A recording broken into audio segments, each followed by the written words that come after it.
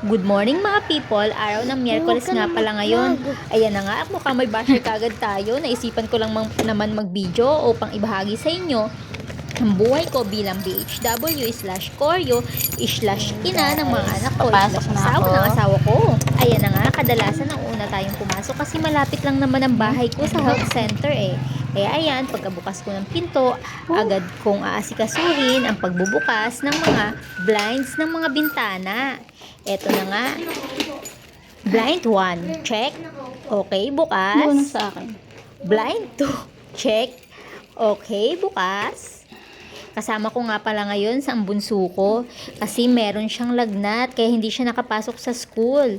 So, ang sistema, isasama ko muna siya dito sa work para matingnan-tingnan ko at mamonitor ko ang lagnat niya. Nagdala nga pala tayo ngayon ng Chico Kasama para ko sa ang mga aking kasamahan ko. Paborito nila yan eh. Ayan na nga oh, patawa-tawa yung isa oh. Pero number 1 basher ko yan. Maglinis muna ako. Bye-bye. Eto na nga, nagsimula na nga po ako maglinis. Nilinis ko lang po ang buong area kasi maganda magtrabaho kapag malinis yung paligid mo. Hindi ko na rin nga pala na video yung mga ginawa kong paperwork kasi hiniram ng anak ko yung cellphone ko para mayroon siya mapaglibang. Nga pala, tapos na rin kaming kumain sa mga oras na yan, kaya naghugas na rin ako ng plato. Usually, sa paghuhugas ng plato, salitan kami dito ni Ate Bessie, no? Tapos, ang nagluluto naman sa amin ay si Tia Irene. Gugas nga agad ako ng plato kasi mga bandang alauna meron akong tuturo ang mga estudyante. Isinisingit ko nga rin pala ang pagtuturo ko ng sayaw. Kapag sa mga oras na wala akong ginagawa, sayang din naman kasi ang kikitain ko. Kaya umaga pa lang, tinatapos ko na lahat ng mga gawain ko sa health center.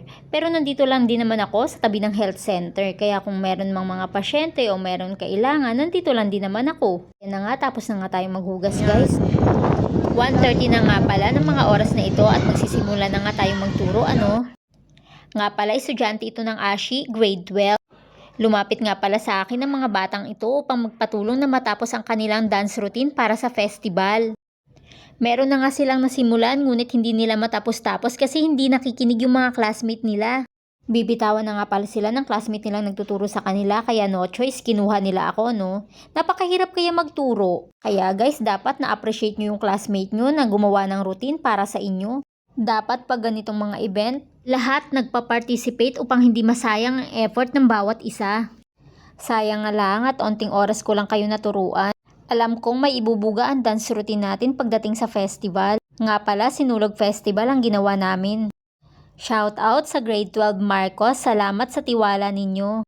Hindi man kayo nanalo pero panalo kayo sa puso ko. Ay!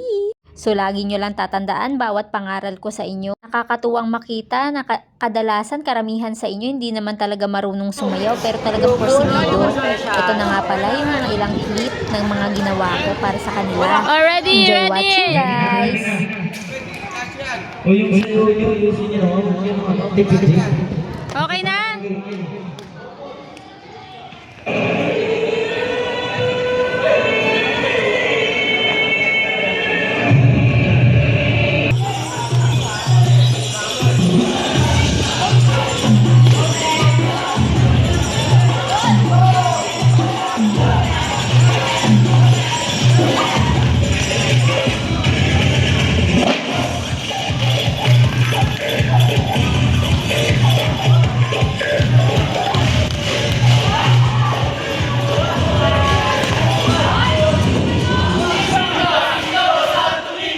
Very good!